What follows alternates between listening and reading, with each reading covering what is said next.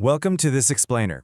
We're about to take a really fascinating journey back in time, setting the stage for a deep dive into Dr. Robert Peterson's analysis of biblical history. You know, we're looking at a crucial character in this historical narrative who actually gets misunderstood or just entirely overlooked a lot of the time. Let's see how diving into this source material totally changes the traditional view of these ancient texts.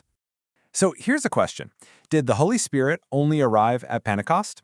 It's actually a hugely common misconception that the Spirit is primarily, or even exclusively, a New Testament figure. Someone who just magically steps onto the stage for the very first time in the book of Acts.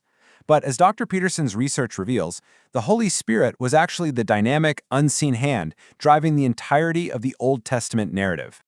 Okay, let's dive into this. We'll be looking at 5 thematic roles the Spirit played in the Old Testament: producing the Holy Scriptures, equipping and empowering leaders, acting as the omnipresent comforter, enabling prophets and prophecy, and finally, predicting the future era.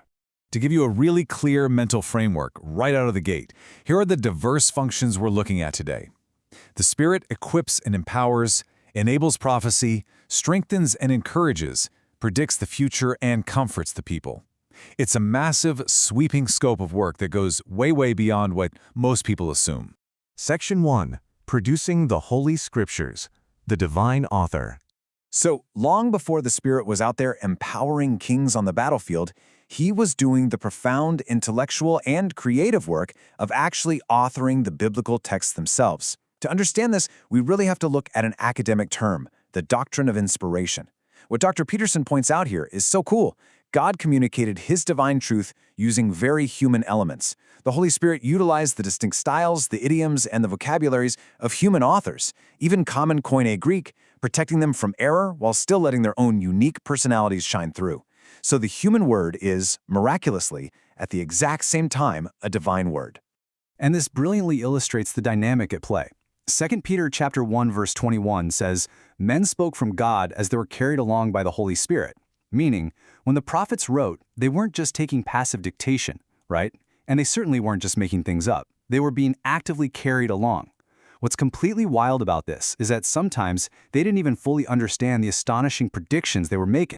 Dr. Peterson's analysis points out a truly fascinating paradox here. 1 Peter chapter 1 notes that the prophets practically scratched their heads at their own writings. I mean, imagine the prophet Isaiah writing Isaiah 53, literally describing a human being as a guilt offering. To a faithful ancient Israelite, human sacrifice was completely abhorrent. Yet the Spirit of Christ was within them, pointing to future truths that went far beyond their own ability to fully comprehend at the time. Section 2. Equipping and empowering leaders. Power for the task. Now let's shift the narrative from the intellectual inspiration of Scripture to some raw physical empowerment. The Spirit's power definitely wasn't a one-size-fits-all kind of deal. Just contrast these two figures, Bezalel and Samson. In Exodus 31, the Spirit fills Bezalel with this meticulous artistic craftsmanship, intelligence and skill to design intricate gold, silver, and wood pieces for the tabernacle. But then, you fast forward to the book of Judges, and the Spirit fills Samson with the raw, explosive physical power to literally tear a roaring lion to pieces with his bare hands. It's the exact same Spirit, but entirely different manifestations of power. Now, what's really interesting about this is that the Spirit often empowered deeply imperfect, deeply flawed vessels. Take Samson again, for example. He was a rash, often unfaithful guy who squandered enormous gifts. And yet, when the Philistines came shouting to meet him, the Spirit of the Lord rushed upon him so powerfully that the ropes binding his arms practically melted off like flax that had caught fire. God used these flawed heroes to deliver his people, which is honestly kind of amazing. And we see this happen with kings, too.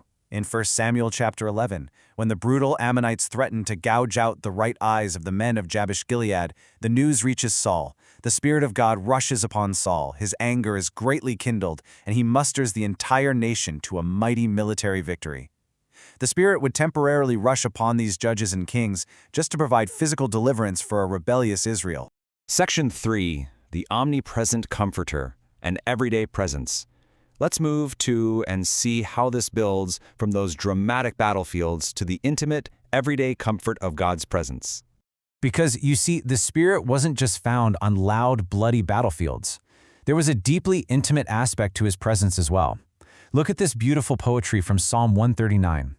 King David writes, "Where shall I go from your spirit? Or where shall I flee from your presence?"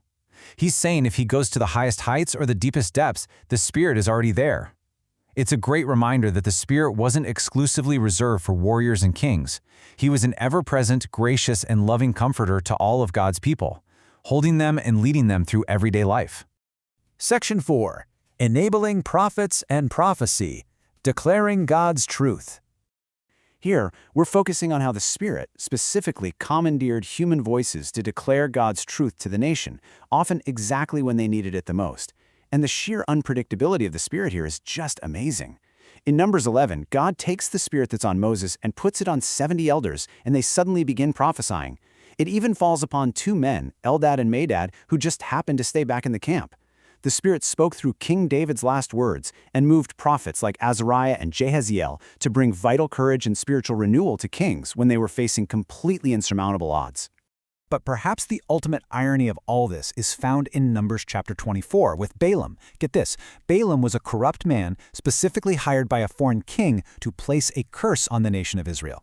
But when he looks out over the camp, the Spirit of God comes upon him. He's literally hijacked. Instead of curses, the Spirit forces his mouth to pour out these beautiful, poetic blessings over Israel.